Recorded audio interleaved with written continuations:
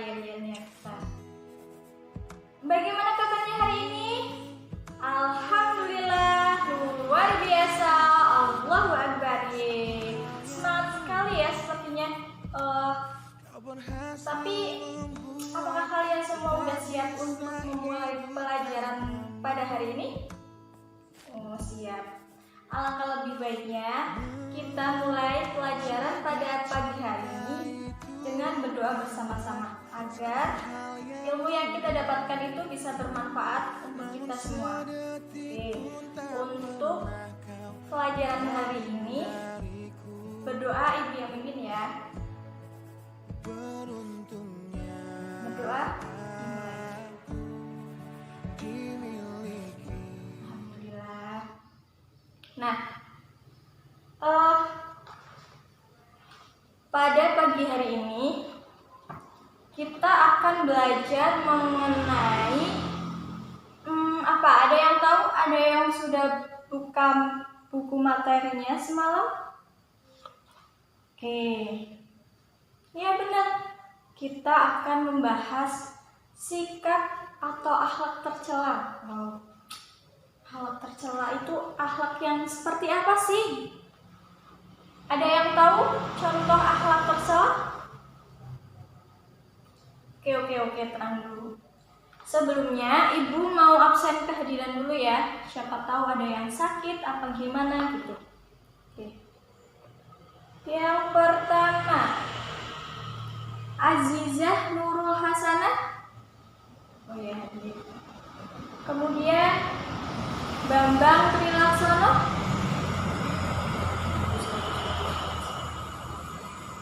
Kemudian Sulistiana. Oh iya di sana ya.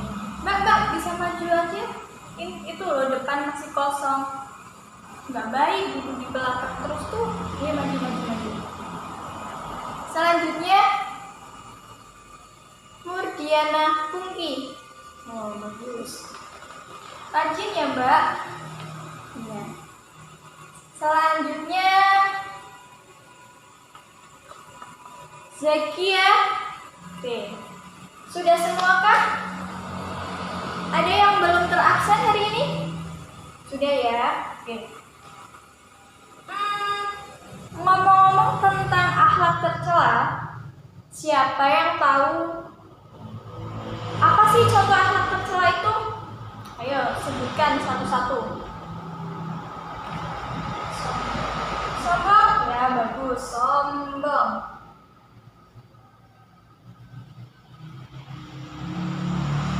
Ada lagi?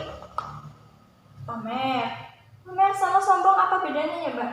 Ya udah, nggak apa-apa. Pamer. Apa lagi? Oh ya Mbak Sulis, benar. Dengki ya. Dengki. Ada lagi yang tahu? Yang kenceng Mbak, yang kenceng. Oh, ria. Bagus. Satu lagi, siapa yang tahu? Suuzon. Benar. Bagus, itu juga termasuk ya.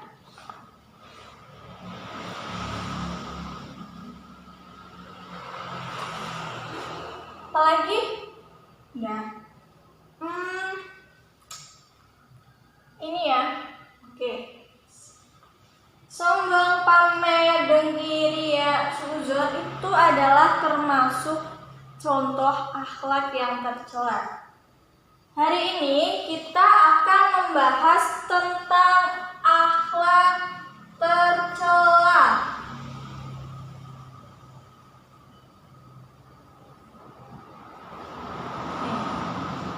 Kita akan membahas tentang akhlak tercela. Siapa yang tahu akhlak tercela? Gak ada yang tahu? Emang semalam gak pada belajar ya? Ngapain aja coba? Yaudah, Ibu kasih tahu ya. Nih, manusia itu adalah sebagai makhluk Tuhan yang telah dianugerahi berbagai nikmat, sehingga Hal itu mengharuskan manusia itu harus bersyukur kepada Allah Subhanahu wa Ta'ala yang memberikan makhluk itu anugerah nikmat. Nah, caranya yaitu dengan dia bersyukur kepada Allah Subhanahu wa Ta'ala dengan cara menjauhi larangannya dan melaksanakan perintah-perintahnya, seperti itu. Dan itu tuh termasuk dengan akhlak terpuji. Nah, kemudian sebaliknya akhlak terpuji, sebaliknya dari akhlak terpuji itu adalah akhlak tercela, yaitu yang akan kita bahas pada pagi hari ini. Nah, apa sih akhlak tercela itu? Akhlak tercela adalah perbuatan yang menyimpang dari ajaran Allah Subhanahu wa Ta'ala. Jadi akhlak tercela itu perbuatan yang tidak disukai dan dilarang oleh Allah Subhanahu wa Ta'ala. Jadi ketika kita melakukan akhlak tercela perbuatan tersebut, kita akan mendapatkan dampak yang negatif. Nggak mau kan kalian pada itu dimarahin oleh Allah, nanti kena dampak negatifnya seperti itu. Nanti akan Ibu jelaskan bagaimana sih ciri-ciri akhlak yang tercela, kemudian apa dampak dari akhlak tercela ini. Nah, seperti itu. Jadi akhlak tercela itu sangat-sangat tidak boleh dilakukan oleh manusia. Jika makhluk itu, manusia itu melakukan hal-hal ini, akhlak tercela ini, berarti dia tidak bersyukur atas nikmat yang telah Allah berikan kepada kita. Nah, bagaimana sih cara kita bersyukur atas nikmat yang telah Allah berikan? Yaitu dengan cara kita melakukan perintah-perintahnya dan menjauhi larangan-larangannya. Itu diwujudkan dalam akhlak terpuji terhadap Allah Subhanahu wa Ta'ala. Dan sebaliknya dari akhlak terpuji yaitu akhlak tercela yang akan kita bahas pada pertemuan kali ini. Nah, tapi akhlak tercela itu ada banyak sekali. Contohnya ini: sombong, pamer, dengki, ria, nifaq, dan suudzon. Nah, pada pembahasan kali ini, tapi kita itu hanya akan membahas tentang apa itu yang dinamakan ria dan nifaq, seperti yang ada di buku paket kalian ya. Nah, sedikit akan Ibu paparkan, jelaskan tentang apa sih itu akhlak tercela. Nah, akan Ibu bacakan ya, kalian dengarkan dan perhatikan secara baik-baik. Oke. Akhlak tercela adalah perbuatan yang menyimpang dari ajaran Allah Subhanahu wa Ta'ala yang nantinya akan berdampak negatif baik bagi pelaku maupun bagi orang lain. Jadi akhlak tercela ini adalah bentuk penyimpangan dari ajaran Allah Subhanahu wa Ta'ala, karena Allah Subhanahu wa Ta'ala itu mengajarkan kita agar kita itu selalu berbuat baik atau melakukan akhlak terpuji. Karena akhlak terpuji itu adalah salah satu cara kita mensyukuri nikmat yang telah Allah berikan kepada kita. Paham sampai sini? Oke. Selanjutnya yaitu salah satu akhlak tercela yaitu ria dan nifaq. Yang pertama, ria dalam bahasa Arab artinya memperlihatkan atau memamerkan. Sedangkan secara istilah, ria yaitu memperlihatkan sesuatu kepada orang lain, baik berupa barang maupun perbuatan baik yang dilakukan dengan maksud agar orang lain itu dapat melihatnya dan akhirnya orang lain itu memuji. Ya, seperti itu. Jadi dia adalah pamer. Betul, pamer. Pamer ya, betul banget itu pamer. Jadi kita itu nggak boleh namanya pamer. Contohnya ini ya, contoh perbuatan yaitu seperti ini. Misalnya Mbak Sulis tuh rajin banget jamaah ke masjid. Benar nggak Mbak Sulis? Iya, Mbak Sulis itu rajin banget jamaah ke masjid. Tapi dalam hati Mbak Sulis itu, dia itu hanya ingin terlihat dan dipuji orang lain gitu. Wah, itu tuh orang-orang kampung kan biasa ngomongnya gitu. Tuh Mbak Sulis tuh rajin banget, sering jamaah ke masjid gitu. Ya itu niatan seperti itu juga sudah termasuk dari contoh dia. Jadi kita ketika melakukan sesuatu itu tidak boleh mengharapkan pujian dari orang lain. Kalau kita mengharapkan pujian dari orang lain, kita sudah termasuk ini nih, ria. Ria itu termasuk perbuatan yang tercela. Nah, jadi kalau kalian punya niatan seperti itu, kalian termasuk orang-orang yang melakukan dan menjalankan perintah Allah dan tidak bersyukur atas nikmat yang telah Allah berikan. Seperti itu. Jadi itu hanya pemisalannya Mbak Sulis ya. Jangan marah, nggak boleh marah. Bercanda Mbak Sulis. Oke, selanjutnya dalam Rasulullah SAW juga pernah bersabda. Ya, Ibu bacakan ya. Man sama'a Allahu bihi wa may yura'illahu bih. Artinya, barang siapa berbuat baik karena ingin didengar orang lain, maka Allah akan mendengarkan kejelekannya kepada orang lain. Sangat-sangat menakutkan ya. Dan barang siapa berbuat baik karena ingin dilihat oleh orang lain, maka Allah akan memperlihatkan kejelekannya kepada orang lain pula. Nih, Rasulullah SAW juga pernah bersabda bahwa ria itu akan berdampak buruk untuk kita. Untuk kita sendiri itu akan berdampak buruk. Jadi kalian nggak mau kan? Ini di sini dijelaskan bahwa ketika berbuat baik tapi ingin dilihat oleh orang lain, maka Allah Subhanahu wa Ta'ala akan memperlihatkan kejelekan-kejelekan kita kepada orang lain. Gak mau kan kejelekan-kejelekan kalian semua diperlihatkan kepada orang lain? Iya, nggak mau. Ibu juga nggak mau soalnya. Nah, jadi supaya kita tidak kejelekan-kejelekan kita tidak dipamerkan oleh kepada orang lain, ya kita jangan melakukan hal kecil ini. Khususnya itu ria, jadi kita nggak boleh berbuat ria ya.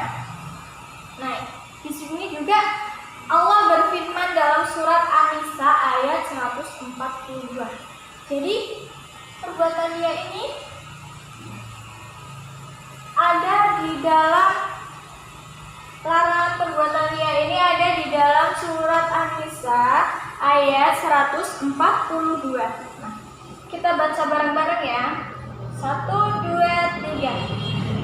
Innamal munafiqina yukhadi'una Allah wa huwa khadi'uhum wa idza qamu 'ila sholati qamu kusalaira.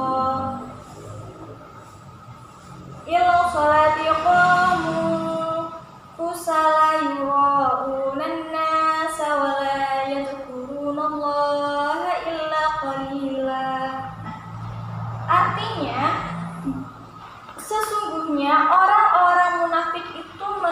Allah. Dan Allah akan membalas tipuan mereka.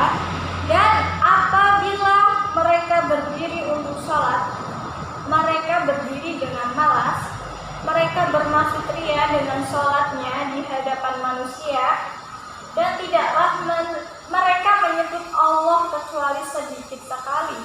Jadi niat kita untuk sholat, untuk menyebut Allah itu sangat kecil dibandingkan dengan niat kita itu agar dipuji, agar mendapatkan pujian dari orang lain. Seperti itu dia akan itu tadi dia akan diperlihatkan kejelekannya kepada orang lain. Jadi alangkah baiknya jika kita tidak melakukan perbuatan ria ini, ya. Jadi kalau kita melakukan sesuatu itu tidak boleh karena orang lain, tidak boleh hanya karena ingin mendapat pujian dari orang lain. Bagus. Kita itu tidak boleh melakukan sesuatu karena ingin mendapatkan pujian dari orang lain. Seperti itu. Kemudian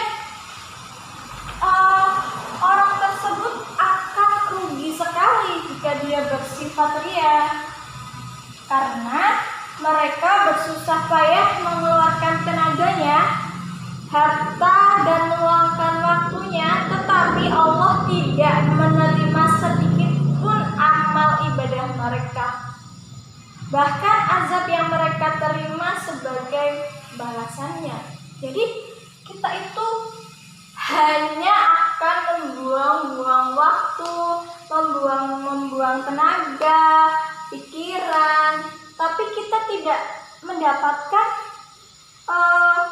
balasan amal sedikit pun dari Allah Subhanahu wa Ta'ala karena kita berbuat ria. Seperti itu. Jadi amat tercela perbuatan ria itu. Makanya kita dilarang untuk melakukan, untuk memiliki sifat ria seperti ini. Kita tidak boleh, ya. Nah. Kemudian nih, ada akibat buruk ria. Ria ini akan berdampak buruk bagi diri seseorang yang mempunyai sifat ria dan bagi orang lain. Nah, dampak dan akibat buruk ria itu seperti pertama, ria akan menghapus amal baik diri kita.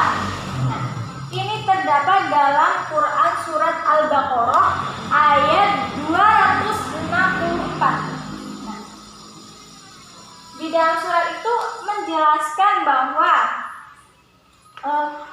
jika kita melakukan perbuatan ria, berarti kita juga menghapus pahala amal baik kita. Jadi sia-sia kita melakukan perbuatan baik, karena itu akan karena kita lihat amal baik kita itu terhapus untuk membayar ini, untuk menggantikan sifat-sifat ria kita.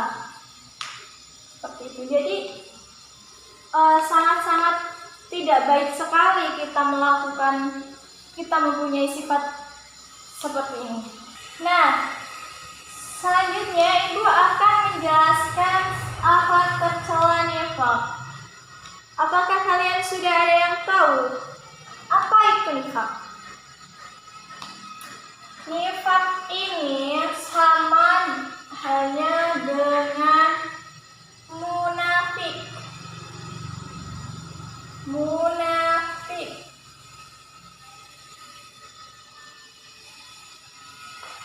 Ada yang tahu munafik? Bermuka dua? Ya, bisa dibilang seperti itu. Munafik itu bisa dibilang bermuka dua. Akan Ibu sedikit jelaskan ya.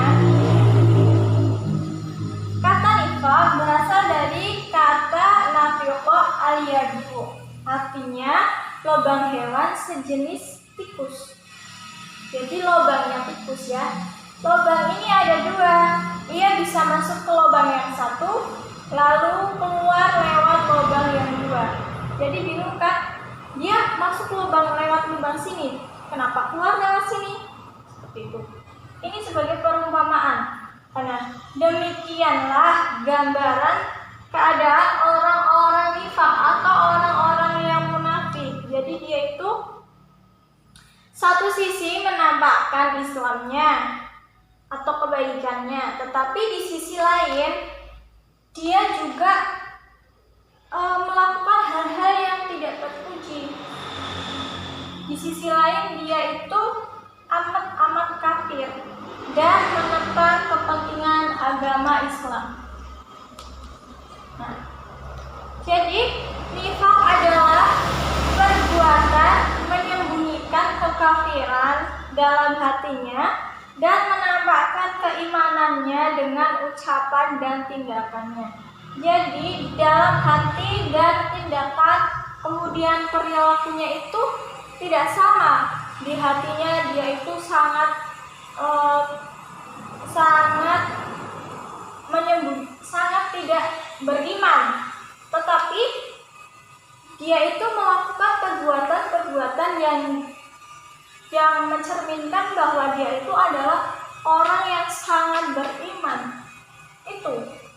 Dia itu disebut dengan orang-orang yang nifaq atau munafik.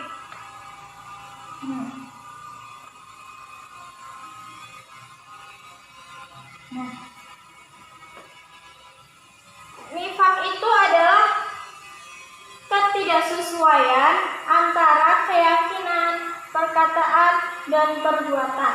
Atau dengan kata lain, tindakan yang selalu dilakukannya adalah kebohongan baik dari hati nuraninya terhadap Allah Subhanahu wa Ta'ala maupun sesama pelaku perbuatan nifaq. Nah, nifaq itu juga disebut munafik. Jadi dia itu dalam hatinya itu tidak ada iman sedikit pun kepada Allah Subhanahu wa Ta'ala. Tapi perkataannya, perbuatannya itu mencerminkan bahwa dia itu adalah seseorang yang sangat beriman kepada Allah, yang sangat taat kepada Allah. Tapi kan dalam hati dia tidak memiliki iman sekalipun. Nah, orang yang seperti itu adalah orang yang memiliki sifat nifaq atau munafik. Nah, seperti itu. Kalian paham sampai sini? Dari pengertian nifaq, ya, nifaq itu sejenis dengan bermuka dua, munafik. Di sini ada dua kategori nifaq. Yang pertama yaitu nifaq i'tiqadi dan nifaq amali. Nah, nifaq i'tiqadi adalah suatu bentuk perbuatan yang menyatakan dirinya beriman kepada Allah Subhanahu wa Ta'ala, sedangkan dalam hatinya tidak ada keimanan sedikit pun. Itu yang tadi Ibu jelaskan. Itu termasuk nifaq i'tiqadi. Dia itu dalam dirinya dia itu menyatakan, perkataannya itu menyatakan bahwa dirinya itu beriman kepada Allah Subhanahu wa Ta'ala. Tapi nyatanya dalam hati dia tidak ada sedikit pun keimanan kepada Allah Subhanahu wa Ta'ala. Sedikit pun tidak ada, tapi dia dalam perkataannya dia mengatakan bahwa dia itu beriman kepada Allah. Itu termasuk nifaq dan nifaq i'tiqadi. Dalam firman Allah, yaitu yang artinya dalam firman Allah ayat Quran surat An-Nisa ayat 142, yang artinya sesungguhnya orang-orang munafik itu menipu Allah dan Allah akan membalas tipuan mereka. Dan apabila mereka berdiri untuk sholat, mereka berdiri dengan malas, mereka bermaksud riya di hadapan manusia, dan tidaklah menyebut Allah kecuali sedikit sekali, yaitu tadi sama seperti riya. Bahwa nifak itu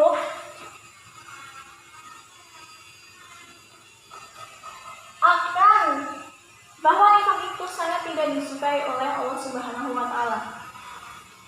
Ini seperti itu. Nah, apa sih dampak kita mempunyai akhlak nifak ini? Nah, dampaknya yaitu kita akan diancam oleh Allah Subhanahu wa Ta'ala dengan disamakan dengan orang fasik yang diancam dengan neraka jahanam dan kekal di dalamnya. Jadi sudah pasti orang-orang yang nifak, orang-orang yang munafik ini, dia akan masuk ke dalam neraka jahanam dan dia itu akan kekal di sana. Jadi nggak mau kan kalau kita selamanya akan di neraka? Ya setidaknya kita itu akan pindah di surga. Tidak mau kan kalian terus-terusan di neraka yang panas sekali? Jadi hilangkan akhlak munafik ini. Nah, sebelum Ibu tutup pertemuan kali ini, ada yang mau ditanyakan dari semuanya dari awal yang Ibu sampaikan sampai sekarang? Oke, kalau tidak ada yang ditanyakan, jangan lupa tugas pengayaannya dikerjakan dan pelajari bab selanjutnya. Untuk bab pertemuan ini jangan lupa kalian pelajari lagi, karena minggu depan kemungkinan Ibu akan menanyakan materi tentang hari ini. Akan Ibu tunjuk ya. Jadi kalian itu harus belajar. Oke. Sebelum kita tutup pertemuan pada hari ini, alangkah baiknya kita membaca hamdalah bersama-sama. Alhamdulillahirabbil alamin. Oke, terima kasih. Sekian dari Ibu. Wabillahi taufiq wal hidayah. Wassalamualaikum